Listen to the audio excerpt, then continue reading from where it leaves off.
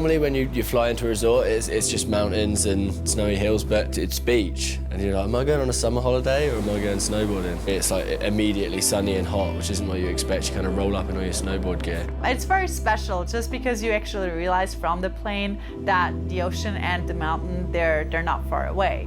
So it makes it, yeah, it just makes it that more special. Kind of turning up to Sierra Nevada, you immediately realise it's not like every other ski resort that you go to. As soon as you go up the hill, there's kind of like, it's a huge bowl, and there's so much terrain going on. And it's really high, it's one of the highest peaks around here, so you go up and you can see right over Granada pretty much all the time that you're skiing. If you stop and look up, you're always amazed by the view, especially if you go up over the top. On a good day, you can see across like to Morocco. We did see Morocco, and Morocco, if you look at it on a card, I mean, it's an ocean that separates Europe and Africa. So it was pretty impressive to actually see the mountains of Morocco. The view is just incredible.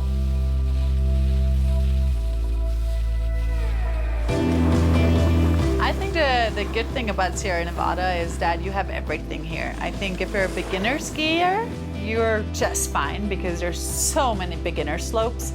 But if you're a little advanced or an advanced skier or expert even, like you get satisfied because there's also steeper slopes, where you can like go full speed and it's fun.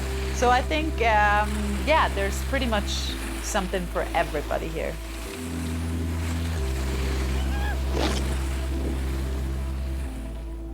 So the park here is good. They've got a great shaper that's quite experienced, and they built a jump for us today that was good fun. Some of the locals came up and we had a good shred. It was really good fun riding today, kind of like in a low stress environment.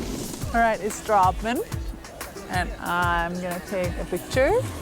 Let's see. Smooth. The resort itself is actually pretty big. Like, you would never expect it to be that big. Any skier can be happy here, or a snowboarder, I should add. All right, what is he gonna do?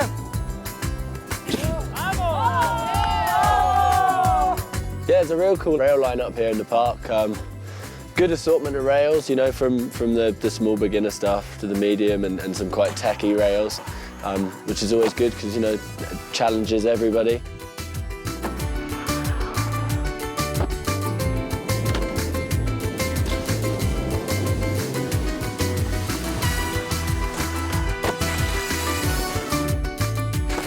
We had to get a little bit creative. I'm not a big rail skier, so we just came up with the idea that he could hit the rainbow and I could just be, whoa, and go under the rainbow. So I think it worked out. It was fun. Yeah, normally it's not warm enough that you can come down the hill and sunbathe with a beer at the bottom. But here it's warm all the time. You don't get it anywhere else. It's lovely. I love sitting in the sun, especially after a hard day's riding. You kind of kick your boots off and chill out in the sun. That's the best.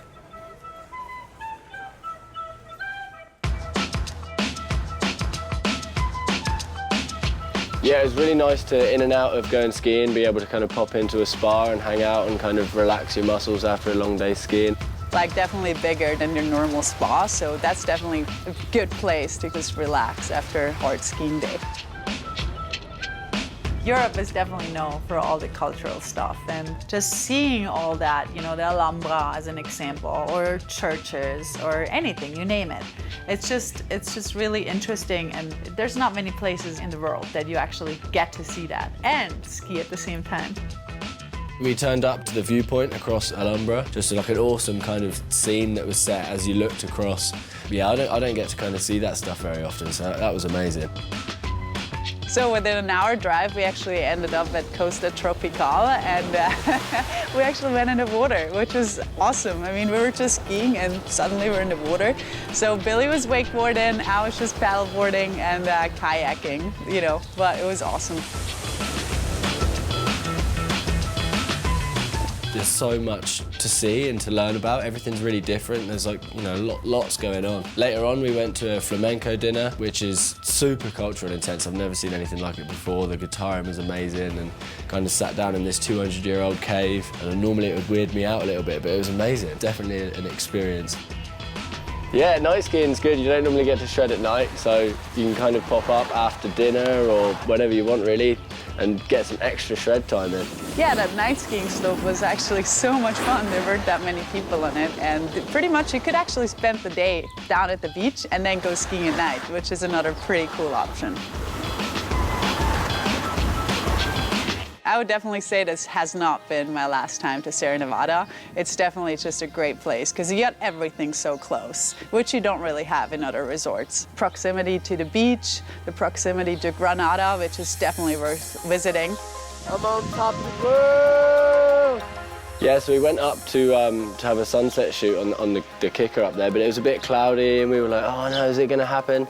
And just as the sun was going to set, the cloud all cleared and it was perfect. There was like a beautiful view across the inverted clouds. And we had a great jump session with some of the local riders and the best light I've ever had. It was breathtaking.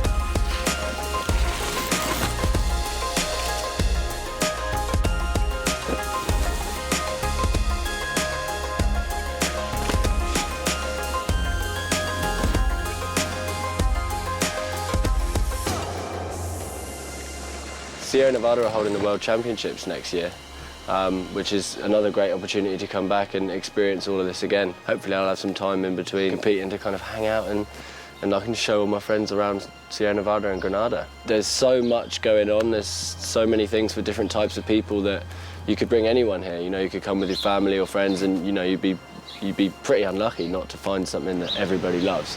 There's so much going on.